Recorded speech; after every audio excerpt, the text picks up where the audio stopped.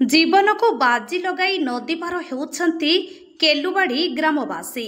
गतकालीर लगाण वर्षारे केलुवाड़ीठू बोर्गी मुख्य रास्ता उपरे अंटाए पानी, जद्वारा विभिन्न कार्य जीवा आसिबा करुथिबा केलुवाड़ी ग्रामवासी अटकी रहिले दीर्घ 2 घंटा। 2 घंटा परे मध्य बढ़ी नईर पानी कमी नथिला।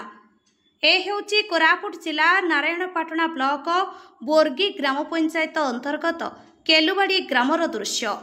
केलुवाड़ी ग्रामवासी कहवा अनुजाई एही रास्ता देई केलुवाड़ीर छात्र छात्री माने बोर्गी ग्राम स्कूल को पाठ पढ़ा प्रतिदिन जाइथांती, किंतु अनेक समय रे आज भली सेमाने मध्य ए प्रकार असुविधार सम्मुखीन हेबाकु पड़ुछि।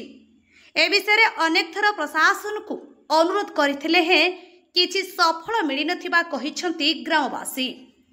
आपण देखुछंती किभଳି भाबे निज जीवन को बाजी लगाई नदी भर हेबाकु चेष्टा कले हैं विफल हेउछंती केलुवाड़ीर ग्रामवासी।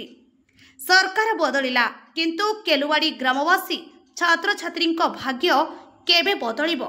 अंचलर समस्तंक मनरे एही गोटिए प्रश्न। कोरापुटरो जिला प्रतिनिधि प्रशांत खोसलांक रिपोर्ट, आम ओडिशा खबर।